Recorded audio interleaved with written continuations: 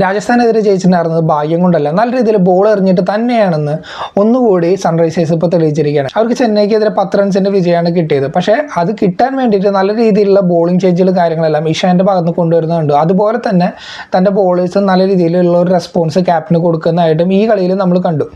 കഴിഞ്ഞ കളിയിൽ അവരുടെ ഡെബ്യൂട്ടൻസിൻ്റെ മാച്ചിങ് കാര്യങ്ങളെല്ലാം കണ്ടാണ്. അപ്പോൾ ഈ കളിയിലേക്ക് വന്നപ്പോൾ അവർ മാത്രമല്ല ബാക്കിയുള്ള ബോളേഴ്സിൻ്റെ കയ്യിൽ നിന്ന് നല്ല റെസ്പോൺസ് കിട്ടുന്നുണ്ടായിരുന്നു.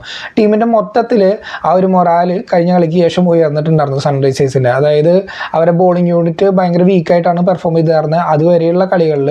അപ്പോൾ അവർ അങ്ങനെ വീക്കായിട്ട് പെർഫോം ചെയ്യുന്നവരെ ടീമിൽ നിന്ന് മാറ്റി നിർത്താനുള്ള ഒരു തീരുമാനം എടുക്കണം. അതിന് പകരം ഡെബ്യൂട്ടൻസിനൊക്കെ അവസരം കൊടുക്കുന്നു.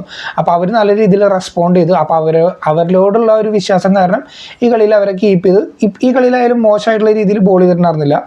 നല്ല രീതിയിൽ ഇനിയാർന്ന ഒരു ബോൾ ചെയ്തിട്ടുണ്ട്. പ്രഫുല്ല് മാത്രം കുറച്ച് എക്സ്പെൻസീവ് ആയിരുന്നു. പക്ഷെ എന്നാലും സാക്കിബ് ഹുസൈൻ എല്ലാം നന്നായി ബോൾ ചെയ്തു. കഴിഞ്ഞ കളിയിൽ നന്നായി ബോൾ ചെയ്തിട്ടുണ്ടായിരുന്ന ഇഷാൻ മലിംഗ ഈ കളിയിൽ നല്ല പ്രകടനം കാഴ്ചവെച്ചുകൊണ്ട് കൃത്യമായ ഇടവേളകളിൽ വിക്കറ്റ് എടുത്തിട്ട് അതും ഇമ്പോർട്ടൻ്റ് ആയിട്ടുള്ള വിക്കറ്റുകൾ എടുത്തിട്ട് ആ സൺറൈസേഴ്സിനെ മത്സരത്തിലേക്ക് വീണ്ടും തിരിച്ചു കൊണ്ടുവരുന്നത് നമ്മൾ കണ്ടു. ടോസ് നേടിയ ചെന്നൈ ഹൈദരാബാദിനെ ബാറ്റിങ്ങിന് വിടായിരുന്നു.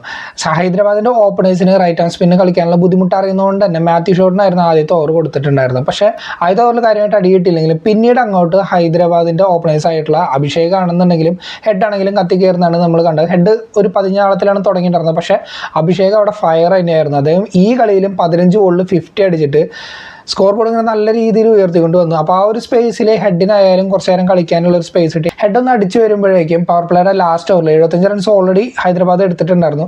ആ ലാസ്റ്റ് ഓവർ എറിയാൻ വന്ന മുകേഷ് ചൗധരി, നമുക്കറിയാം ഖലീൽ അഹമ്മദിന് പകരമാണ് മുകേഷ് ചൗധരി ഈ ഒരു കളിയിലേക്ക് വന്നിട്ടുണ്ടായിരുന്നത് ഇഞ്ചുറി റീപ്ലേസ്മെൻ്റ് ആയിട്ട്.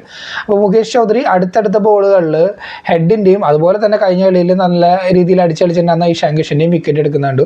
അങ്ങനെ നല്ല സ്മൂത്തായിട്ട് പോയിക്കൊണ്ടിരിക്കുന്നുണ്ടായിരുന്ന SRHൻ്റെ ബാറ്റിങ്ങിന് അവിടെ ഒരു ഇടാനായിട്ട് മുകേഷ് ചൗധരിക്ക് പറ്റിയിട്ടുണ്ടായിരുന്നു. അങ്ങനെ അതിനുശേഷം വന്ന ക്ലാസിൻ്റെ കൂടെ ആയാലും അഭിഷേക് അടിച്ചുകൊണ്ടിരുന്നായിരുന്നു. അഭിഷേകിൻ്റെ വിക്കറ്റ് പിന്നീട് ഓവർട്ടണാണ് എടുത്തത്. ഓവർട്ടൺ പിന്നീട് 2 വിക്കറ്റ് കൂടി എടുത്തിട്ട് നല്ലൊരു സ്പെല്ല് ഈ ഒരു കളിയിലും കാഴ്ചവെക്കുന്നതായിട്ട് കണ്ടു. ക്ലാസിന് നല്ല രീതിയിൽ കളിച്ചിട്ടുണ്ടായിരുന്നു. ക്ലാസിനും ഒരു 50 നേടാനായിട്ട് പറ്റിയിട്ടുണ്ട് ഈ കളിയിലും.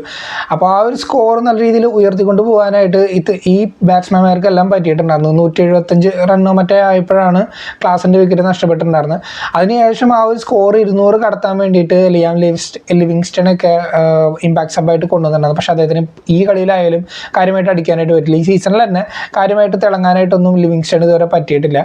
അങ്ങനെ ചെന്നൈ ലാസ്റ്റ് ആ ഒരു ഓവറുകളിൽ അൻഷുൽ കമ്പോജൊക്കെ വന്നിട്ട് പിന്നീട് വീണ്ടും വിക്കറ്റുകൾ എടുത്തിട്ട് 200-ന് താഴെ സൺറൈസേഴ്സിനെ റെസ്ട്രിക്റ്റ് ചെയ്യാനായിട്ട് പറ്റിയിട്ടുണ്ടായിരുന്നു ചെന്നൈക്ക്.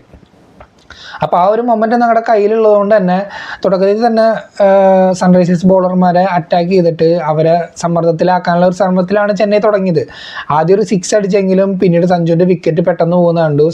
ഗെയ്ക്വാദ് ആണെങ്കിൽ ഈ കളിയിലേക്ക് വന്നപ്പോൾ കുറച്ചുകൂടി ഒരു ഇൻറ്റൻറ്റ് കാണിക്കുന്നുണ്ടായിരുന്നു ഒരു ഫോമിലേക്ക് വരുന്നതിൻ്റെ. പക്ഷേ അധികം വൈകാതെ 19 റൺസ് മാത്രമേ എടുക്കാനായിട്ട് പറ്റുള്ളൂ. ഗെയ്ക്വാദിൻ്റെ വിക്കറ്റ് അവിടെ നഷ്ടപ്പെട്ടു. പക്ഷേ ഗെയ്ക്വാദ് വിക്കറ്റ് പോകുന്നതിന് മുമ്പ് സഞ്ജുവിൻ്റെ വിക്കറ്റിന് ശേഷം വന്നിട്ട് ആയുഷ് മാത്രം ഗെയ്ക്വാദും കൂടിയിട്ട് നല്ലൊരു പാർട്ട്ണർഷിപ്പ് അവിടെ ഫോം ചെയ്തിട്ടുണ്ടായിരുന്നു. അവർ പവർ പ്ലേയിൽ തകർത്തടിക്കുന്നതായിട്ട് കണ്ടു. ആയുഷ് മാത്രയ്ക്ക് ഒരു ഇഞ്ചുറി പറ്റിയാണ്, ഹാംസ്ട്രിങ്ങിന് ഇഞ്ചുറി പറ്റിയാണ്. പക്ഷെ അതിൻ്റെ ട്രീറ്റ്മെൻറ്റ് കഴിഞ്ഞിട്ടുള്ള അടുത്ത ഒരു ബോളിൽ തന്നെ മാത്രമായിട്ട് വിക്കറ്റ് പോകുന്നുണ്ട്. അത് കഴിഞ്ഞ് പെട്ടെന്ന് തന്നെയാണ് ഗെയ്ക്വാദിൻ്റെയും വിക്കറ്റ് നഷ്ടപ്പെട്ടിട്ടുണ്ടായിരുന്നത്. അപ്പോൾ ഇങ്ങനെ പെട്ടെന്ന് ഒരു 2 വിക്കറ്റോളം അടുപ്പിച്ച് പോയപ്പോൾ ചെന്നൈക്കും ആ ഒരു സമ്മർദ്ദം ഫീൽ ചെയ്തിരുന്നു. പിന്നീട് ശിവൻ ഡൂബ് വന്ന് സർഫറാസ് ഖാനും വന്ന് ഇവരൊക്കെ ഒന്ന് കളിക്കാനായിട്ട് ശ്രമിച്ചു. അതുപോലെ തന്നെ മാത്യു ഷോട്ടോ ഒരു സൈഡിൽ നിന്ന് അടിക്കുന്നുണ്ടായിരുന്നു. പക്ഷെ എന്നിരുന്നാലും ചെന്നൈ എപ്പോഴൊക്കെ ഒരു ആധിപത്യം കണ്ടെത്താനായിട്ട് ശ്രമിക്കുമ്പോഴും അവിടെ ഹൈദരാബാദ് കൃത്യമായിട്ടുള്ള ഒരു ബോളിംഗ് ചേഞ്ച് വന്നിട്ട് വിക്കറ്റ് എടുക്കുന്നതാണ്. ഇഷാൻ്റെ ക്യാപ്റ്റൻസിനെ കുറിച്ച് നമുക്ക് എടുത്തു പറയേണ്ടത് തന്നെയാണ്. അദ്ദേഹം ആ കീപ്പിങ്ങിൽ നിന്ന് മാറിയിട്ട് ഒരു നല്ല രീതിയിൽ ശ്രദ്ധിക്കാൻ പറ്റുന്ന രീതിയിൽ ഒരു ക്യാപ്റ്റനായിട്ട് ഫീൽഡിൽ തന്നെ ഉണ്ടായിരുന്നു. അപ്പോൾ ബോളേഴ്സായിട്ടൊക്കെ നല്ല രീതിയിൽ ഇൻട്രാക്ട് ചെയ്യുന്നതൊക്കെ കണ്ടു. നല്ല ഡിസിഷൻസ് അദ്ദേഹത്തിന് എടുക്കാനായിട്ടും പറ്റുന്നുണ്ടായിരുന്നു. ഇങ്ങനെ ചേഞ്ചസ് കാര്യങ്ങളെല്ലാം കൊണ്ടുവന്നുകൊണ്ട് തന്നെ അതെല്ലാം ഫലം കാണുന്നുണ്ട്.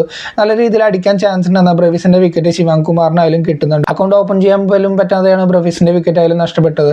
അപ്പം ഇങ്ങനെ ഒരു സൈഡിൽ ഇങ്ങനെ വിക്കറ്റ് എടുത്തുകൊണ്ടിരുന്നപ്പോൾ ചെന്നൈക്ക് അതൊരു ഡിഫിക്കൽട്ട് ടാസ്ക് ആയിട്ട് വന്നുകൊണ്ടിരുന്നപ്പോൾ ലാസ്റ്റ് അവർക്ക് അടിക്കാനായിട്ട് വന്നപ്പോൾ അടിക്കാനുള്ള ആൾക്കാരൊന്നും ഉണ്ടായിരുന്നില്ല. ആകെ ഓവർട്ടണും അൻഷുൽ കമ്പോജും നൂർ അഹമ്മദ് മാത്രമാണ് ലാസ്റ്റ് ചെന്നൈനെ ജയിപ്പിക്കാൻ എന്തെങ്കിലും ഒരു പ്രതീക്ഷ കൊടുക്കാനുണ്ടായിരുന്നു. അവരടിക്കാൻ ശ്രമിച്ചെങ്കിലും ആ സമയത്ത് നല്ല രീതിയിൽ ബോൾ ചെയ്തിട്ട് ഹൈദരാബാദ് കളി പിടിക്കുന്നതായിട്ടാണ് കണ്ടത്. അങ്ങനെ ഇപ്പോൾ അവർക്ക് 2 കളി പഠിപ്പിച്ച് ജയിക്കാനായിട്ട് പറ്റി. ചെന്നൈ ഒരു മൊമെൻറ്റം തിരിച്ചു കൊണ്ടുവരായിരുന്നു. പക്ഷേ ഈ ഒരു കളിയിൽ അവർക്ക് പരാജയപ്പെടേണ്ടി വന്നു.